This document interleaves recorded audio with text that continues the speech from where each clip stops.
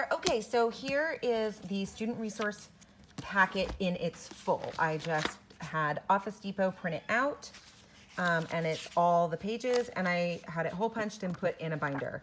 And I'll be honest, we don't really use this beginning part all that often, but we do use it as a reference. What we do use all the time are the word lists, and that is starting on page 91. So I had it printed and put into a spiral with a clear front pocket, or excuse me, a clear front cover and a firmer back cover. And I did the cover sheet, double-sided, and then from page 91 all the way, I think just about until the end. Let's find out. Until page 149. And this we use for every, my essential student uses this, my challenge student has one. We just use this for every paper that we're writing because this is the word list that they need to reference regularly. This is what we have for IW. For essentials, I've already refiled my essentials guide into the large 2-ring binder, but basically it's just a large binder with tabs 1 through 24, and I have everything before week 1 in front of tab number 1, and then week 1 goes behind tab 1, and week 2 goes behind tab 2, etc. So when you open my binder, this one's mine, I have the weekly practice sentences here listed, followed by the spelling rule list, double-sided, and the grammar mastery chart list. I also have the alignment with our mother tongue. These documents are all within your essentials guide, and this you can find in so many places, within the files on Facebook, within CC Connected, I think, and for sure your tutor would have it. Then this is, okay, so in your EEL guide, there are, at the very top of each week, you're gonna see kind of an overview of each week. And then below that, you're gonna see some definitions. And so a lot of the definitions are from our Foundations memory work, but some of them are different. And these are week by week, the Essentials memory work. And you can find that on CC Connected, I'm sure. I've had it for so long, I forget. Weekly practice sentences, again, I'm not sure why I have a second set. I found some Star Wars sentences somewhere, so I put those there when my son was little.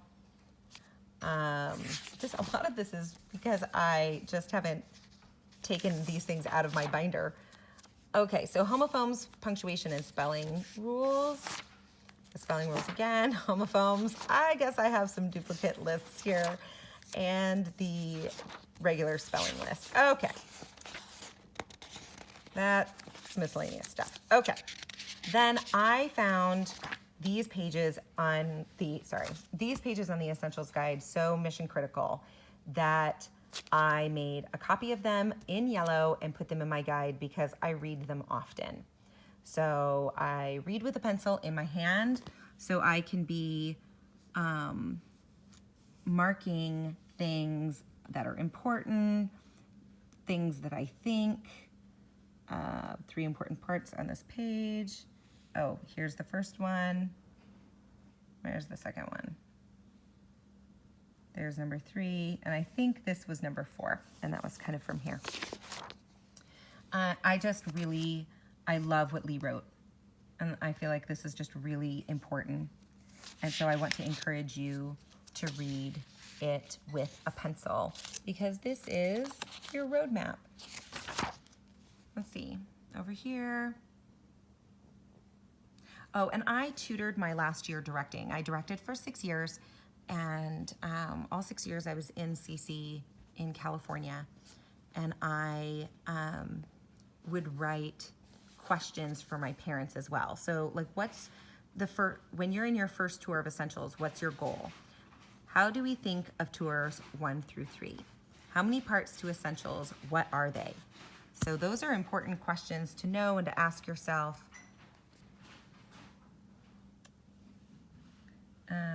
Yep, okay. Yep, still, see some more. So anyway, as you can see, I really found this valuable and highly recommend that you read this. It is not busy work. And I just outlined kind of what would be on each day's. Here you go. Just in case you want to see my notes. Sometimes I find that useful. If you don't, just fast forward. Okay. Again with the grammar mastery charts. So I find that this is very important. I do not use the analytical task sheets because I don't want my children to see worksheets as a crutch. Excuse me. I want them to see worksheets as a mental template until they have internalized the information. So this is task 3 and the question confirmation process. I probably found this on CC Connected. So, oh no, somehow this might be old. I don't know where I found this. I've had things in this binder for like 5 years. Here, this is from that special section in week 3. So make sure you find that and make a copy of it. This is on the back of, so many people missed this. I know I did. Your Quid Quo. Here's your Quid Quo. This is right there in your Quid Quo. So you open your Quid Quo up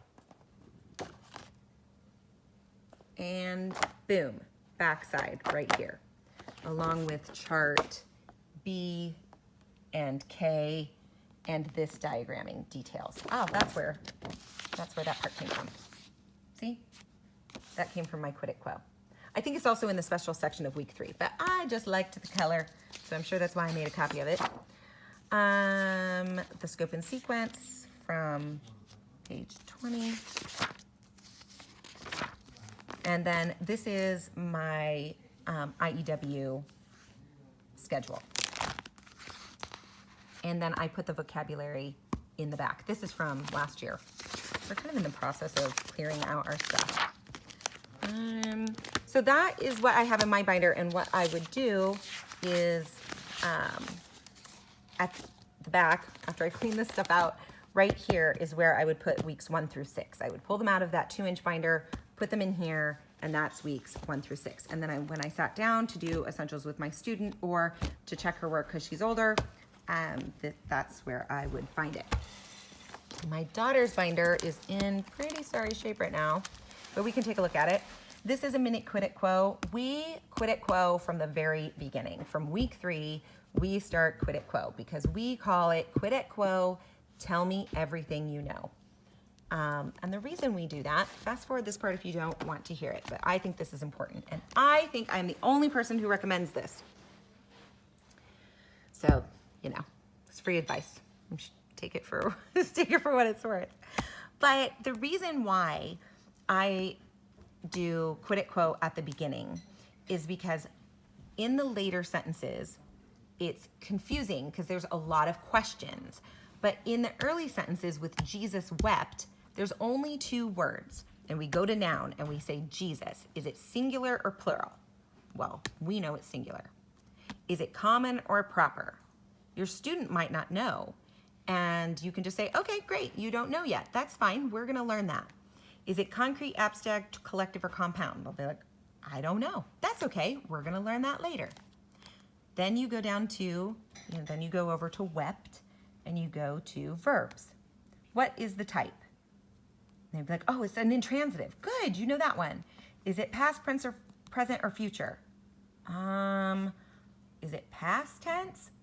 Let's write past with a question mark because you're not sure, but we'll learn that later. Is it simple, perfect? Then you just go through all of this. Why do that? Well, one, if you have time for a little mini study session, do it. But I found that made essentials go too long. So we made Quid Quo, just tell me everything you know. And it was so incredible to watch their confidence build and enthusiasm for doing Quid et Quo build because they knew something new. They had learned something in class and they knew what to do with that information. They paid more attention in class, and it was all in all just more interesting. And they had all this grammar in their mind. So when they heard it, they were like, oh, wait, that's familiar. Oh, I'm going to pay attention to that. So I really recommend doing Quid et Quo, tell me everything you know from the very beginning. So she has a basic Quid et Quo in here, and on the back, board slam, because we play that often. In her last essentials class, it was her second year. The first year I tutored. This year, her tutor really wanted them to have an analytical task sheet, so she had one, but we always use blank paper. And then these are all out of order because she spilled them. Oh, this is embarrassing. Let's see. So the first page would be, we would start with, oh my gosh, sorry you guys, this is just impromptu. We would start here with punctuation. Where are the homophones? Actually, we always start with homophones, and we just make it real quick. The first day we'll do level A, the second day we'll talk about level B, third day level C, and it usually is like higher, higher. Let's try to put these in a sentence. I hired you to climb the roof higher, whatever, or two different sentences. And that's been a lot of fun. And that's it, because we just make up sentences, and if they know what the word is, they can put it in a sentence, and if not, then I put it in a sentence, and we just move along. Like, literally, it's that quick. Then we do spelling rules, and we literally just read it. That's it. And move along, because we do other things for spelling. And capitalization and punctuation. We just read it, keep it easy and short. On days that we have more time, we might talk about it. And other times, they make connections in their books. Okay. Then this is a sheet I wrote up so that we could memorize the 6 analytical tasks and what they all are. So we have dictate, check mechanics, question, confirmation, diagram, modify, Quid et Quo. Woo! Tell me everything you know. That's what it is.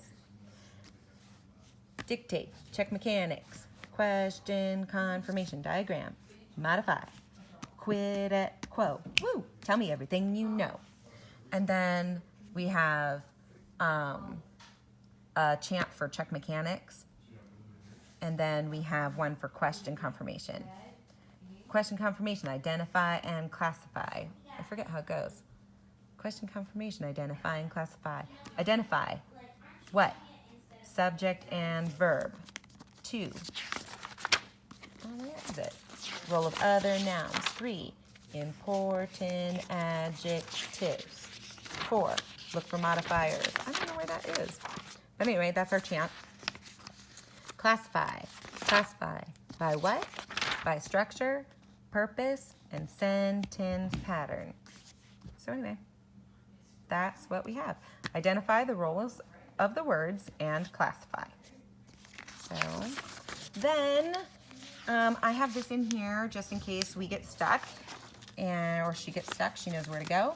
And then under, again, these are all out of order. So charts are first, then sentences, and under sentences, I don't have a sheet, but in CC Connected, there is someone who has typed up all of the sentences for every week and has like typed up one here and then left a big blank space, and the second one here, and the third one here, and the fourth one here. And so I print those and stick them in their binder because we do other copy work and dictation, and in 6th grade, I don't really feel like she needs to do that. So just for expedience sake, that's what I have. And then if I don't have my guide, it's all fine. Then finally, under math, under the math tab, she would have her board slam. And then last is, sorry about that. Last is IW, where she would have blank paper. And that would serve, oh, and then we put the vocabulary quizzes back here. Yep, we put a copy of the vocab quizzes back there. And that's what we have. I have a couple of chart games where I literally just took the chart and cut it up. At first it was cut up into, oh, that's the other thing I have. Let me see. Here we go. Here's our mastery chart, which is, are you okay, honey? With the clear cover and the back page. And you know what the charts look like, but we basically take the all of the completed charts and put them in there, the filled in charts. But I'll show you chart C. Okay. So for chart C, at first I would cut it like this, and like that would be separate, and then this would be one section, and that would be separate, and this would be one section, and the heading would be separate, and the body would be separate. So then they can put that together, and then I would cut it this way so that the word and definition are separated out, and they have to go, oh, helping is a verb type. And then finally, we cut it all into different pieces, and then they can put that together. And that's worked out really well for times that we don't have time to copy, or it's just a more extensive chart. And especially because sometimes I really do want them, as they're in their second and third year, to memorize some of the smaller, some of the less prominent things. And then that enables us to do that. So I have that for chart. I think right in here we just have chart C and E. Yeah, that's just what we have here. E is the noun chart, C is the verb chart. So there's that. Then our charts, those are very important. And we didn't really ever use this because we had our chart. We had this. So I own it, but I don't use it that often. Okay, I think that's it. Is that everything? Let me know if you have more questions.